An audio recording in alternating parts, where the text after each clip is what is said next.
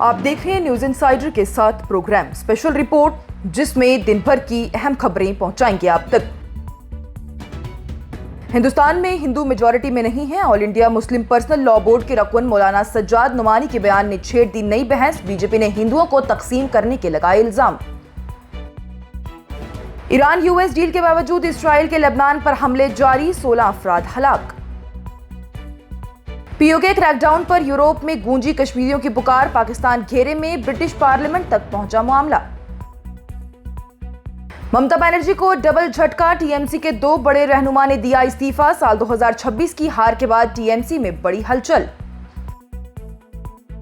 और दिल्ली हाईकोर्ट ने नीट री एग्जाम से पहले टेलीग्राम पर आर्जी पाबंदी को ठीक दिया करार, कहा री एग्जाम की शफाफियत के लिए टेलीग्राम पर आर्जी पाबंदी जायज। इस प्रोग्राम को आप तक पहुंचाने में हमारे साथ ताउन किया है ग्लोबल इनोवेशंस कंसल्टेंसी ने, जो कि तालीम के लिए वादी का भरोसेमंद ब्रांड है। स्टार हॉस्पिटल सनत नगर श्रीनगर ने, जहां दुनिया के बेहतरीन डॉक्टर्स हर मर्ज का शिफा बख्श इलाज करते हैं। All India Muslim personal law board के रकुन मौलाना सज्जाद नुमानी के एक बयान ने मुल्क में नई सियासी और समाजी बहस छेड़ दी है। सोशल मीडिया पर वायरल एक वीडियो में नुमानी ने दावा किया है कि हिंदुस्तान में हिंदू हकीकत में अक्सरियत में नहीं है। उन्होंने कहा कि अगर मुख्तलिफ कौमों और समाजी गिरोहों को अलग अलग देखा जाए तो हिंदू मेजॉरिटी का तस्वुर दुरुस्त नहीं। नुमानी की जानिब से कहा गया कि मैं हजर अस्वद और काबा के गिलाफ पर हाथ रखकर कहता हूं कि हिंदुस्तान में हिंदू माइनॉरिटी है, किसी भी सूरत में हिंदुओं को मेजॉरिटी नहीं कहा जा सकता। उन्होंने दावा किया कि पिछले 30 सालों में मुल्क भर के सफर और मुताले के बाद भी वो इस नतीजे पर पहुंचे हैं। अपनी बात को वाजे करते हुए नुमानी ने कहा कि सिख, ईसाई और बुद्ध धर्म के लोग हिंदू नहीं हैं और उन्हें हिंदू आबादी में शामिल करना गलत है। उन्होंने ये भी कहा कि स्केड्यूल कास्ट, आदिवासी कबाइल, तमिल लोग और लिंगियात बरिदारी को भी हिंदुओं का हिस्सा समझाना दुरुस्त नहीं है। नुमानी के मुताबिक जब इन तमाम तबकों को अलग गिना जाए तो हिंदू अक्सरियत का दावा खुद ब खुद खत्म हो जाता है। इस बयान के बाद से ही बीजेपी ने सख्त अपना रिएक्शन दिया। बीजेपी के रहनुमा शहजाद पूनावाला ने इल्जाम लगाया कि नुमानी हिंदू समाज को तकसीम करने की कोशिश कर रही हैं और ये सियासत वोट बैंक को मुत्तहद करने के लिए की जा रही है। उन्होंने ये भी कहा कि ऐसे बयान समाज में तफरीक पैदा करते हैं और सिर्फ सियासी फायदे के लिए दिए जा रही हैं। नुमानी के बयान के बाद से सोशल मीडिया और सियासी दायरों में एक नई बहस मिल गई है। वहीं जहां कुछ लोग इससे इत्तेफाक नहीं रखते, जबकि दूसरी तरफ से इस पर मुख्तलिफ राय भी सामने आ रही है। मैं पिछले 25-30 साल से मुल्क के कोने कोने में जा रहा हूँ और मुल्क की हकीकी डेमोग्राफी, मुल्क की हकीकी आबादी, उनके अकीदे, उनकी सोच, उनकी रिलीजियस आइडेंटिटी, उनकी ट्राइबल आइडेंटिटी, उनकी कास्ट आइडेंटिटी, उनकी आस्थाएं, उस पर मैं बहुत रिसर्च कर चुका हूँ। मैं हजर अस्वद और खाने काबा के गिलाफ पर हाथ रखकर कहता हूँ कि भारत में हिंदू अक़लियत में है। किसी कीमत पर हिंदुओं को अक्सरियत में नहीं माना जा सकता। मैं फिर दोहराता हूँ, सिख हिंदू नहीं हैं, क्रिश्चियंस हिंदू नहीं हैं, बुद्धिस्ट हिंदू नहीं हैं, शेड्यूल कास्ट के लोग हिंदू नहीं हैं, ट्राइबल लोग, आदिवासी लोग जो इस मुल्क के असली बाशिंदे हैं सबसे कदीम, वो भी हिंदू नहीं हैं। तमिलनाडु के लोग हिंदू नहीं हैं। इसराइल और लेबनान के दरमियान जंगबंदी और ईरान यूएस मुआहदे की कोशिश के बावजूद इसराइल ने लेबनान में हिजबुल्लाह के खिलाफ नए हमले कर दिए हैं। रिपोर्ट के मुताबिक इसराइली डिफेंस फोर्सेज ने जुमा के रोज ही लेबनान के मुख्तलिफ इलाकों को निशाना बनाया, जिसमें कम से कम 16 अफराद हलाक और कई जख्मी हो गई। इसराइली फौज का यह कहना है कि यह कार्रवाई हिजबुल्लाह की तरफ से सीज फायर के मुसलसल खिलाफ वर्जियों के जवाब में की गई। IDF ने बताया है कि रात भर साउदर्न लेबनान में कई मकामात पर हमले हुए ताकि हिजबुल्लाह के ठिकानों को नुकसान पहुंचाया जा सके। दूसरी तरफ से स्विट्जरलैंड की हुकूमत ने तस्दीक की है कि अमेरिका और ईरान के दरमियान होने वाले अहम मुज़ाकरात फिलहाल मुलतवी कर दिए गए हैं।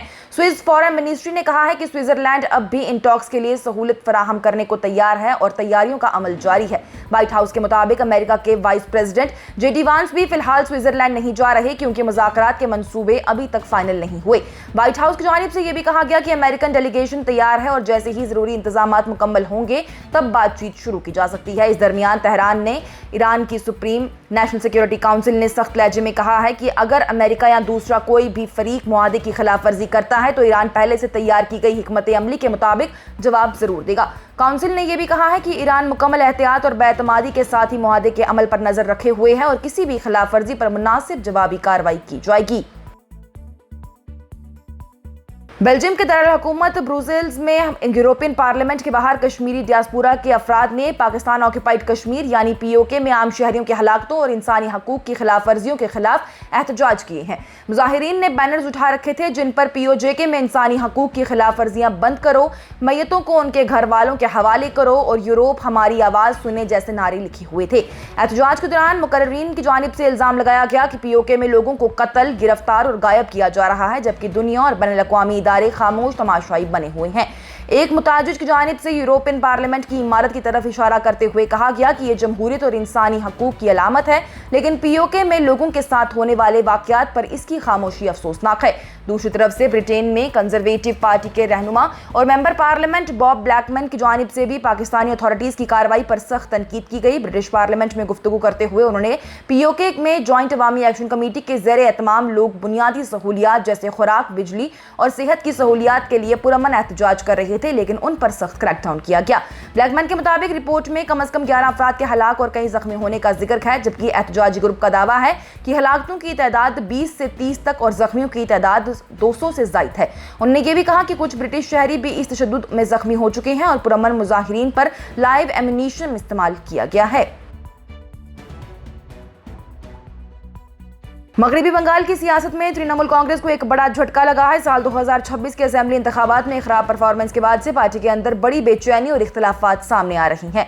ममता बनर्जी के सबसे पुराने और भरोसेमंद साथी में शामिल ज्योतिप्रिया मलिक और गौतम देव ने अपने अपने ओहदों से इस्तीफा दे दिया है, जिससे कि पार्टी के अंदर गहरी दरारें नजर आ रही हैं।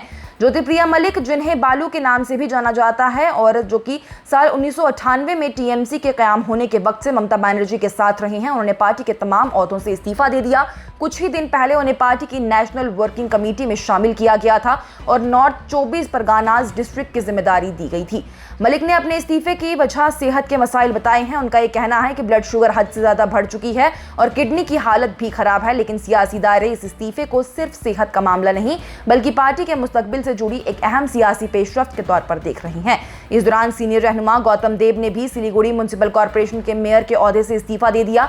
गौतम देव की जानिब से, जो कि पहले टूरिज्म मिनिस्टर और नॉर्थ बंगाल डेवलपमेंट मिनिस्टर भी रह चुके हैं, उनके इस्तीफे के बाद सिलीगुड़ी में टीएमसी की म्युनिसिपल बोर्ड पर सवाल उठने लगे हैं। दोनों रहनुमाओं को साल 2026 असेंबली इंतखाबात में बीजेपी के उम्मीदवारों से शिकस्त का सामना करना पड़ा। ज्योतिप्रिया मलिक पहले ही राशन डिस्ट्रीब्यूशन स्कैम के सिलसिले में ईडी की गिरफ्तारी और करप्शन के इल्जामात की वजह से सुर्खियों में रह चुकी हैं। इसके बावजूद ममता बनर्जी ने उनका खुलकर दिफा किया था और इलेक्शन की टिकट भी दे दी थी, लेकिन इलेक्शन हारने के बाद उनका सियासी असर कमजोर पड़ गया। गौतम देव के इस्तीफे के बाद भी बीजेपी ने तमाम टीएमसी पर हमला तेज करते हुए कहा कि बीजेपी रहनुमाओं का यह कहना है कि टीएमसी की हुकूमत और लोकल इदारों की नाकामी अब सामने निकल कर आ रही है। इसके साथ ही टीएमसी के कई और सीनियर म्युनिसिपल रहनुमा भी अपने ओहदे से हट चुके हैं, जिससे कि पार्टी के अंदर एक बड़ी सियासी हलचल महसूस की जा रही है। और नीट यूजी 2026 के री एग्जाम से पहले टेलीग्राम पर लगाई गई आर्जी पाबंदी को दिल्ली हाई कोर्ट ने बरकरार रखा है। कोर्ट ने कहा है कि मरकजी हुकूमत का फैसला गैर मुनासिब नहीं था और ये सबसे कम सख्त कदम था जो कि इम्तिहान की शफाफियत को बचाने के लिए उठाया गया। जस्टिस तेजस कारिया की जानिब से अपने फैसले को सुनते हुए कहा गया है कि हुकूमत को टेलीग्राम तक रसाई रोकने का इख्तियार हासिल है। टेलीग्राम की तरफ से अदालत में कहा गया था कि इस फैसले से 150 मिलियन से जायद यूजर्स मुतासिर हुए हैं और पाबंदी की कानूनी हैसियत पर भी सवाल खड़े हो रहे हैं। दूसरी तरफ से ही हुकूमत ने दलील दी है कि नीट पेपर लीक के इल्जामात और गलत मालूमात के फैलाव को रोकने के लिए यह कदम जरूरी था। वाज़ेह है कि एनटीए ने 3 मई को हुए नीट यूजी इम्तिहान को पेपर लीक के इल्जामात के बाद मनसूख कर दिया था और अब री एग्जाम 21 जून को होने जा रहा है। सीबीआई इस मामले की तहकीकात कर रही है। मिनिस्ट्री ऑफ इलेक्ट्रॉनिक्स और इंफॉर्मेशन टेक्नोलॉजी ने 16 जून को टेलीग्राम पर 22 जून तक आर्जी पाबंदियां लगाने का हुक्म दिया था। इसके अलावा टेलीग्राम को 30 जून तक इंडिया में मैसेज एडिट करने वाली सहूलियत बंद करने की हिदायत भी दी गई है, ताकि इम्तिहान से मुतल्लिक झूठे या फिर बाद में तैयार किए गए सबूतों को फैलाने से रोका जा सके। आज की स्पेशल रिपोर्ट में इतना ही। दीजिए इजाजत। लेटेस्ट अपडेट्स के लिए देखते रहिए न्यूज़ इनसाइडर 24/7।